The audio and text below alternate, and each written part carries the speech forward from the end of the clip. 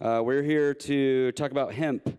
I've been with ICBC since 2016, and my favorite topic to write about, to talk about, to banter about is hemp, because it's such a complex and dynamic topic. Humans have, of course, been using hemp for various purposes for thousands of years, for medicine, for fiber, for food, and that's still true and on a level that humans have obviously never seen before. But it's also used for more modernized things, like for bioremediation to clean up toxic sites, for emerging technologies like making batteries. It's used as a construction material in the form of hempcrete. And in a number of growing list of jurisdictions, it's being used to make what we call in the United States adult use products. Here in Europe, I've always understood it to be cannabis light. And so with that being said, let's talk about our esteemed collection of panelists who are all experts in their fields. Immediately to my left is Morris Beagle, president of We Are for Better Alternatives. Next to him is Robert Hoban, member and co-chair of the Cannabis Industry Group and member in charge of the Clark Hill Denver office. Third is Daniel Cruz, CEO of Symbiotic SE. And lastly, but certainly not leastly, we have Chris Day, co-founder of Global Cannabis Network Collective. And so let's dive into it. The first question is going to be for Morris. All of you on this panel are well-traveled across the continents. How would you, Morris, compare the pace and direction of industrial hemp development between emerging regions like Africa and South America versus more mature markets like Europe, United States, and Canada? Well, hello, everyone. How you doing? First, I'd just like to thank ICBC and Alex for putting this conference together. Alex does a great job. I produce conferences in the United States and all over the world. But Alex does a great job. And so as far as the difference in these emerging markets, I would say, Africa is just really starting to get going. Obviously, the United States has been going since 2014, I guess, since the Farm Bill. Europe's been going for 30 plus years now, and we've got Canada that's been going for a long time too. Mm-hmm. South America is just starting to get going. We're seeing stuff that's being done in Colombia. Peru is just opening up. They're getting ready to implement their industrial hemp regulations. Argentina is growing.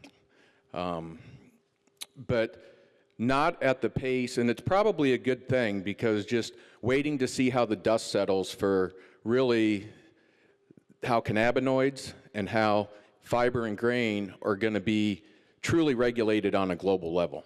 Because at this point in time, there's a lot of confusion in the marketplace. There has been in the United States, there has been in Europe, and it's just going to take a while until we kind of really figure out how to separate these out. And Bob's talked a lot about this, defining the aisles and the lanes and how everything should be regulated. And I think Bob can probably piggyback on this, where fiber and grain really need to be pulled away and regulated just like corn and soy. And I think we'll dive into that a little bit more. Cannabinoids are very much more complicated when it comes to this because of adult use cannabis, medical cannabis, and now hemp-derived cannabinoids, whether they're non-psychoactive like CBD, CBG, or if they're converted into intoxicating substances like Delta-8 and hemp-derived Delta-9 and THCO and THCP. So I would say that even though things are slower in Africa and South America and some of these emerging markets, that it's probably good to let the dust settle and get things figured out,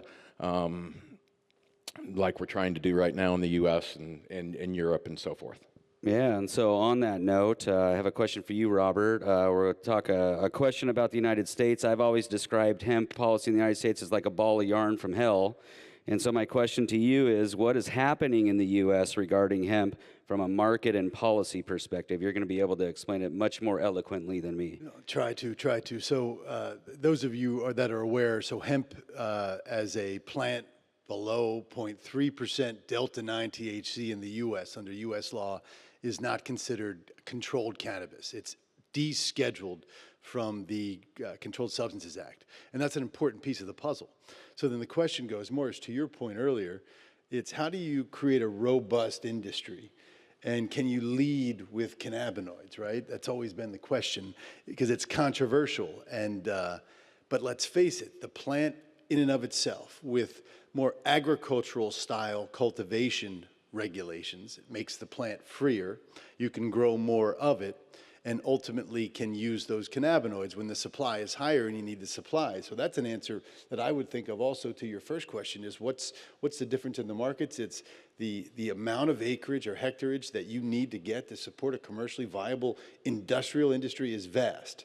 And we haven't necessarily seen that outside of China and for true industrial uses, not just food. And the Canadians have done great with hemp. But you need to lead with the 50,000 uses of hemp. Then you've got the cannabinoids, to your question. What about the cannabinoid market? Because it's descheduled in the US, you've got intoxicating compounds that are sold all over the country. Now, you might thought that this was going to go away or this was a so-called loophole. Loophole or not, it's in the law and it's been followed. And this is why it's here to stay. It's here to stay because the current President of the United States signed the Farm Bill previously. And so it would maintain good policy for him to continue to support what he's signed in the first place. But secondly, and this is the most important thing of the puzzle, big alcohol is behind the cannabis beverage sector, very deeply involved in it, aggregating brands, creating distributors and distribution. THC beverages derived from hemp have been approved in hockey arenas, professional sports arenas, festivals around the world, sold in liquor stores in the tune of thousands of numbers across the US. So for those of you that look at that and say it is chaos, it's a shit show, however you want to describe it, it is. It needs to be uniform. But there are places that have robust consumer protection standards in place, and we just have to recognize that that's here to stay because of the adoption of beverages by big alcohol. So then how do we deal with it? That's ultimately the question. When you treat the plant holistically versus hemp versus marijuana, you might come up with a better solution. And I think a lot of the European countries can do that and can get their mind around the fact that cannabinoids, as much as it pains me to say, are merely ingredients. They're ingredients in other products. So that's where things are going. And I think hemp can and will continue to fuel that for quite some time. And then the industrial uses and their infrastructure build out, corporate adoption, political leadership, and maybe you have something there. Because that's what we all want to see. I mean, what was Jack's line? I'm not saying hemp's going to save the world, but it's the only thing that can. I think a lot of us believe that, like deep down in our souls, and that's what we hope to see. I know Daniel does. Yeah, well stated. Sure. So way to tee it off for me to ask Daniel a question. Daniel from Symbiotic SE is, I've been told, he's been described as the OG veteran of this panel, and with Symbiotic being such a leader in this industry, and you specifically being at the forefront of this, what does the industrial hemp strategy of your company, Symbiotic, look like for like the next few years, let's just say? How many few years? Yeah. Okay, first of all, thank you, Johnny, and thanks to ICBC for all of us being here. And well, that is a wonderful question, which basically reflects what Bob just was talking about. First of all, I started with the industrial hemp 30 years ago. It's basically getting to 30 years this year. And at that time, when I was getting ready to explore the hemp food market, for example, hemp seed-derived food market, at that time, if you would have asked me, are we going to see medical cannabis in this country, legal medical cannabis, or even recreational cannabis, I would have bet all the money against that. And we have reached that. And that brings me, after those 30 years, basically in this position at Symbiotic, we have a more broader setup. We want to have the more broader setup for our shareholders, in our shareholders' interest also. We do make the money right now with MedCan. Yes, that's where the music is. That's the hot product right now. But we did already make money before our industry made money already on hemp extracts, on CBD oils, and even on hemp food like hemp seed oil, hemp protein, dehydrated hemp seeds, you name it. And then there are even bigger markets than food. Food is bigger than medical cannabis. And construction and the other products that you mentioned, the 40,700, whatever products out there, they are even bigger markets, especially, for example, construction. So, and this is how we try to maintain the industrial hemp, although the crisis of the last 3 years, COVID, Ukraine war, didn't help the industrial hemp market, but it has now started to gain momentum again. I can give you two numbers. 3 years ago, when Ukraine was attacked, 2 months later, organic food market dropped 50% in sales, at least in middle part of Europe. We are recovering from that in the last 3 years. In this year, for whatever reasons, the hemp organic food market picked up by 300 to 400% demand. We cannot even cover that demand because at the same time, there are more and more retailers in North America also asking for organic certified food from Europe because there's not enough organic certified fields, for example, in Canada. They are bigger in acreage, but mostly conventional. And now organic seems to be the new marketing. So now Europe is sold out. So there is a great opportunity now, not only for our companies, but for the whole market to get into that gap and to do more sowing seed, do more acreage for the next years. And of course, there's also a lot of opportunity now for international business from China, Australia, also North America now to fill that gap. So that's just one example with the food and those two numbers that show it can decrease, a market can decrease, but it can also rebound very fast. Okay. All right. Thank you for that thoughtful answer. Now we're going to go to Mr. Day. What do you consider to be key components to a long-term business strategy? And to kind of further that, because there's so much hype in all things cannabis, right? We've all seen that. What does doing it the right way look like? First of all, thanks, Johnny and ICBC, and to all of you for still being here at 5 o'clock when there's actually a reception with drinks going on. So kudos.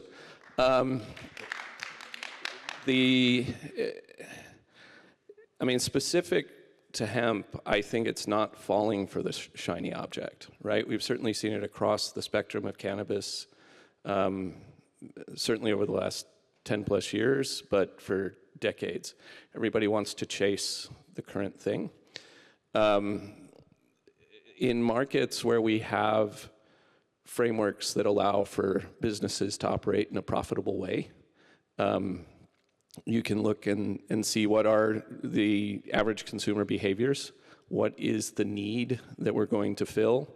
You know, if it's grain and food and building materials for housing that is going to decrease the pressure on the planet for other things, that is, to me, both a smart business decision, but also a smart ethical decision built on long-term sustainability. So for me personally, within the hemp sector, I think keeping all of those elements in mind and planning for that long-term business success profile is good. I will say I see more pragmatism in that way in the European markets. This is a constant problem in North America where shiny objects sort of dominate the day, right? Right now it's all intoxicating hemp-derived beverages. I talked to some folks who got companies pushing that out. They're trying to make a quick buck. They know it is not possible for all of those people currently going into the market to sustain those models. There will be a handful of winners. Most of them will crash.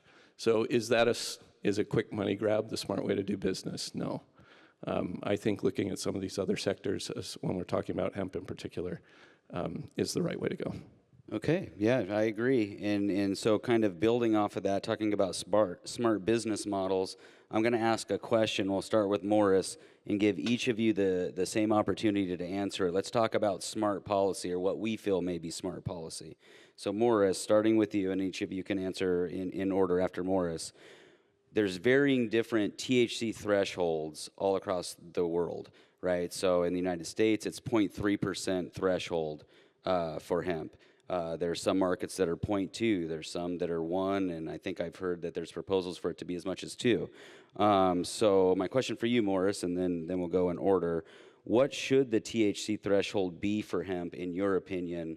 Why or why not? And feel free to elaborate as such. I don't think there should be a percentage. I think that everything should be regulated at end use, and we don't put that cumbersome liability on the farmer, because you don't do it with any other crop, and so this 0.3% is an arbitrary number anyway. And you know, if I'm a farmer and I want to grow hemp and I have to go get FBI background checked and I got to destroy my crop and can't use it if it goes over this threshold because of, you know, some variation because of nature or whatever. I mean, why even do it, you know? It dissuades farmers from doing it. So there's no reason that we can't regulate on the end use. If it's a consumable product and it should have 0 THC in manufacturing and processing, it can be taken care of.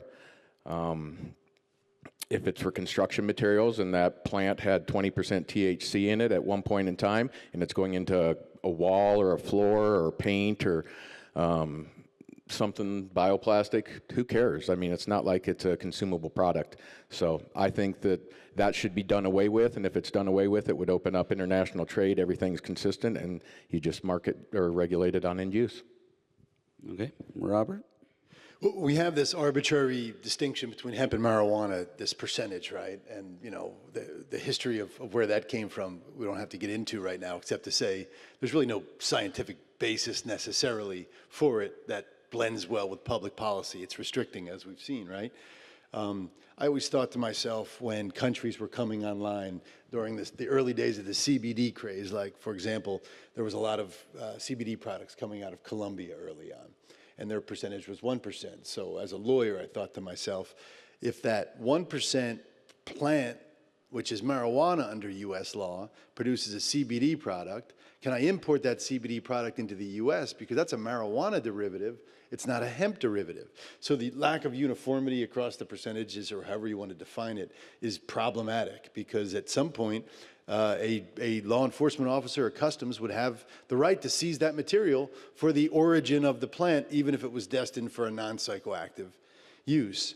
But Morris, your point's the best one, and that is you just need to allow the plant to be grown, and then its uses already have policy and regulations around them. If I'm going to use hemp material for construction, it doesn't matter that it's hemp material. The material itself might be better for environmental reasons, so forth and so on, but the standards for how that material needs to hold up a building already exist. So you need to increase the supply, and I think that by increasing the supply of hemp across the world, then you can potentially get freer to the point where we're stopping checking percentages. The other way to do it potentially is just require certified seed for every plant that's every crop that's ever planted. At least with certified seed, you'd have a degree of certainty for where that THC percentage is going to land. But then you're telling farmers what to plant and how to plant, and farmers usually know better than the government. Usually. Always. Well, Johnny, thank you for this tricky question, because now I already love Morris' answer and of course also Bob's answer, and that brings me in the middle spot here. Not only thinking about the potential percentage as a CEO of a stock-listed company, where I fully agree with Morris, just let's do business, but also as the president of the European Industrial Hemp Association, and thanks to us and thanks to others, we have reached 0.3 after long discussion with our authorities, where we had 0.2, which is, of course, a complete joke, and had no reason at all. And that was changed just recently, a couple of years ago. So now we are at 0.3, which is already at least the same as North America. Some kind of, getting on the same page. And obviously there are also some member states in Europe that have already went to 1%. Why are these percentages? Because in the end, as I said before, with the approach of our business model, to have cannabis and hemp in the same company structure, as a holding, it's the same with this discussion. It's the same plant. Botanically, it's the same plant. The only difference is how much THC does this plant produce when sun is shining and water is available. And now back to the more political, diplomatic answer. I'd prefer, because the regulatory bodies will not accept anything else, Morris, I have to tell you, I prefer 1%. And that is a number that doesn't make you high, that's for sure. I mean, nobody here at ICBC would try to smoke something that is 1% to be high. Maybe to be relaxed, maybe to feel some CBD, but not to be high on THC. And then you have the sectoral regulations, as Bob knows in every detail. And that brings you to, for example, food, where you have 10 ppm in North America mainly, and by the way, similar here in Europe now. So, and that is what then the producer has to take care of. Can he produce with hemp seeds from a plant that has 1% THC in the flower, in the bud? Can he produce a product made from the seed that is below the 10 ppm? And I tell you, it's quite difficult. But let the farmer decide what he's growing and what he's farming for. If he wants to sell into the food industry, then he has to use varieties that are very low with THC, maybe even lower than 0.3. Yeah? Then he can sell easily in the food industry, even in the big food industry, without touching the topic of THC. But if he wants to go for these intoxicating products, for CBD production, for whatever, also for construction, it doesn't matter. It should not matter. Because those are different market sectors and they have their own sectoral regulation. By the way, the Singer Convention basically opens this. Even in Morocco, if you farm for hashish, you can still use the plants for building, for construction. That's what the Singer Convention says very clearly. After taking the resin off the plant, you can use it for anything else. I mean, as long as for construction and not for food. So. Yeah, waste not, want not, right? All right, Chris, you got anything to add? Yeah, I mean, Morris's answer is the right one. Coming at it from a bit of a political and lobbying perspective, prior to cannabis, I used to run some communications firms, and we worked on public policy, right? And in a rational world, we could have the discussion of regulate to end use, and it'll make sense. But policymakers aren't rational. They have their political objectives. They have a need to showboat, a need to project. If they've got to secure votes, they've got to create a crisis and solve it. So I think what I've seen currently is if you can get it to 1%, that seems the most tolerable from farmers that I talk to within this. Anything lower than that becomes quite complicated. And so if I'm doing the lobbying thing and talking to some, I'm going to tell them too, right? Because that gives you room to negotiate back and still have something that is viable at the farm level. And then we can debate all day long whether it's safe or not, and we all know the answers, and that is, it is safe. It's fine. But as a politician, if you've got to win an argument, I'll tell you two, we'll land at one, and everybody wins. Ultimately, though, we've got to get it to a point where we are not putting caps on these types of things, and we are regulating to end use. Because as Bob pointed out and everybody, if you're going to build a house out of it, I mean, what are we going to do? Smoke the walls? Give me a break. Okay, so to summarize... just really one quick thing. I just want to know Daniel's thoughts on this. When you talk about the THC percentage, the notion of Delta-9 versus THCA gets a lot of attention. And I know rules are fairly certain in some jurisdictions and others not. Just what's your perspective on the total THC when you talk about a percentage? I'm just really curious about your perspective on that. Well, I guess you have to take the formula, the one that we know with the 0.8 times 0 point something to calculate on how much THCA can then get to become Delta-9. I think regulation or regulatory bodies will not accept anything else, so I think you have to focus on the Delta-9 and bring in the formula to have some kind of understanding of how much THCA becomes Delta-9. because otherwise they will not accept it. That's the easiest for them to regulate. We all know that THCA we can eat all day and we can smoke all day. Well, actually, no. Eat all day probably doesn't really affect us, but if you smoke it, then it turns into Delta-9. So that's why they will always focus on that. And they took it actually from US to also make it the common rule in Europe. Okay, all right. So for the crowd that wasn't taking notes, my summarization is cannabis is hemp, hemp is cannabis, politicians and bureaucrats are probably idiots. Okay?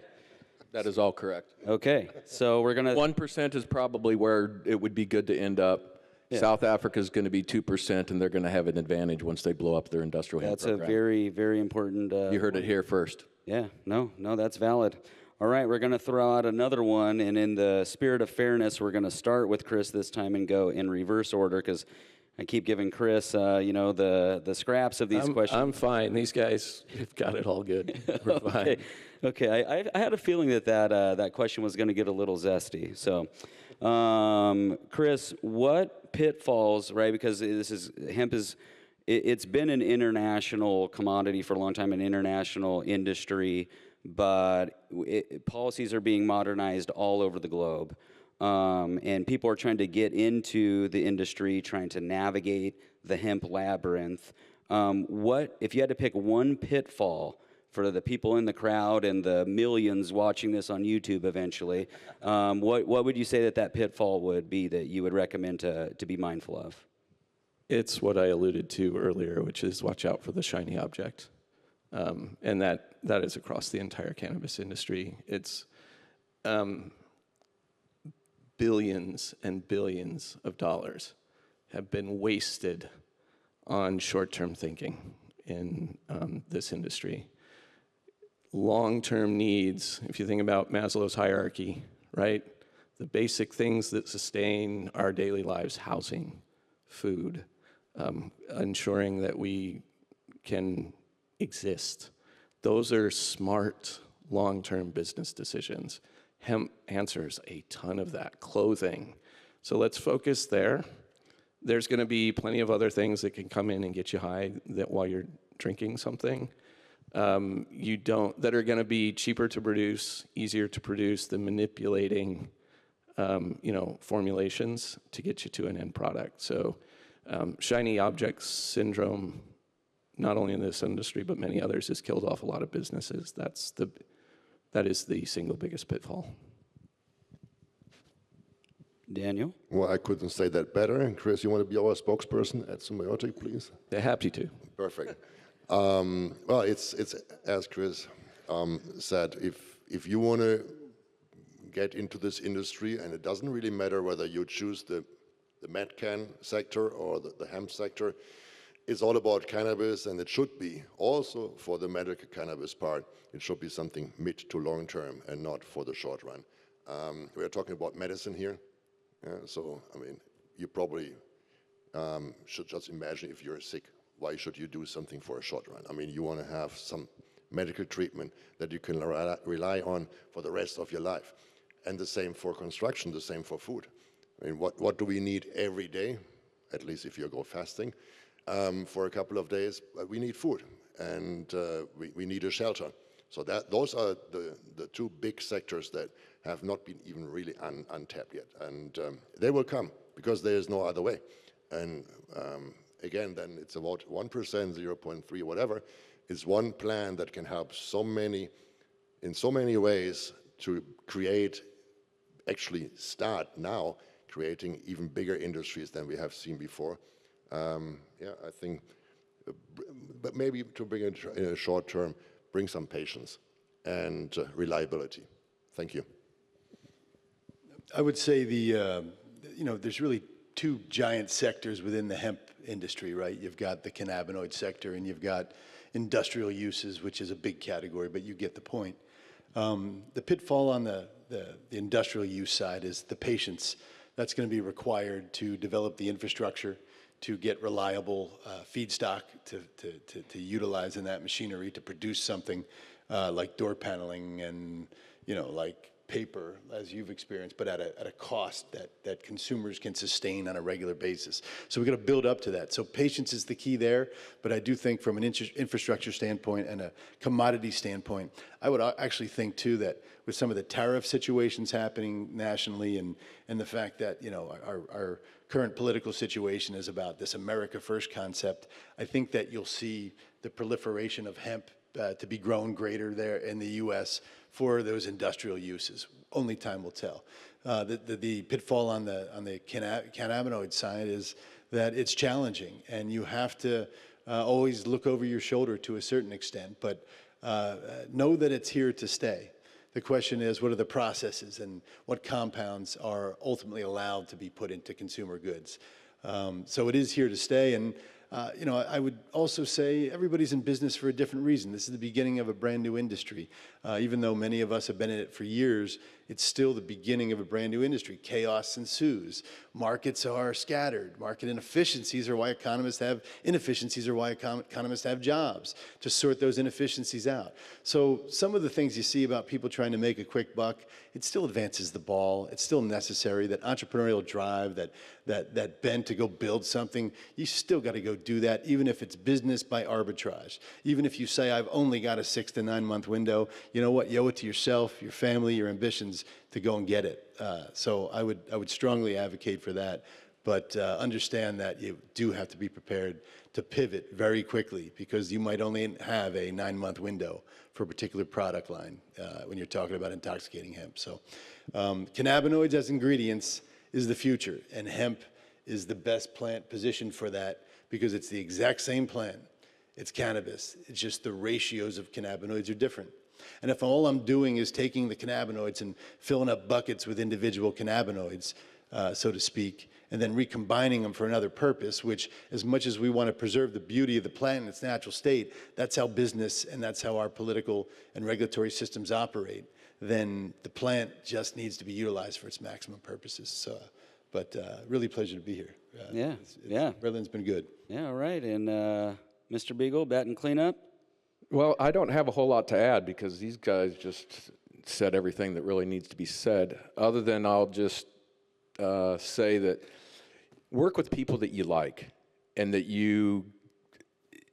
form a good team. I mean, it's very important to have people around you that play the right role. And I would say just, you know, everybody plays a role, and build your team with those people that complement what you're doing and what your vision is. But everything else these guys said really already hit it home. Okay, well, in the remaining minutes of this panel, as I'm sure the crowd has picked up on, we're a bunch of hemp-loving policy industry wonks. We could talk for the next year and a half about this, and we'd be just fine about it. But we're running out of time. We only got minutes left, so if you want to open it up for questions. Let's hear it for Johnny and all the panelists and everybody. Yeah! Thank you. Thanks. Does anyone have a question? I have a question. Did you know that you could get tickets to the VIP party if you don't have them already online or in the app? I saw Complimentary? and I'm coming up. Yeah. Okay, thank you so much for saving me a walk, Charlie. No problem. My name is Charlie Wang. I'm from a company called Canvedo. We're actually located in Las Vegas. Our core business is to extract CBD out of hemp. So that's why this conversation is so important. I just want to circle back about that THC limit for hemp. And this is a struggle we've been dealing with all the time with the farmers, with the extractors. Just in case if any one of you are going to join the roundtable or the lobbying group or anyone in the audience, I want to give you 2 more silver bullets. Why 0.3% is bullshit. Pardon my French. But anyway, first of all, most of the ISO certified test lab, their testing resolution won't give you enough accuracy for the 0.3%. Because you talk to them, LOD, LOQ is 0.1 is the best. And especially if you want to use, of course, mass spectroscopy, which is different, and that's very expensive.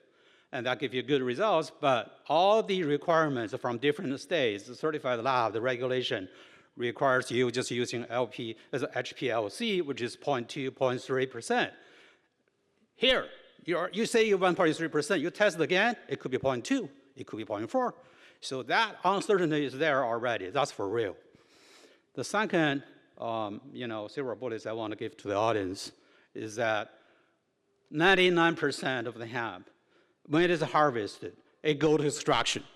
It becomes crude oil. And then company like us, we buy crude oil, we make them into 100% CBD. It's our job to remove all the THCs. It's not the farmer's job. And the extraction, the crude oil itself, no matter you got a 1%, 0.3%, but the crude oil is already 3%, 4%, 5%. And that's in the logistics, in anywhere on this highway of the United States, you could get that easily. So it doesn't make sense anyway. So that's just want to circle back on my comment for this. So thank you. Yes. Yeah, thank you. 0.3% is bullshit. There's no question about it. We should get T-shirts made that just say that 0.3% is bullshit, and then people will ask you, and you'd be like, "I'd like to talk about my Lord and Savior cannabis hemp." We need them in 4 or 5 languages, though, I think at least. 4 or 5 languages.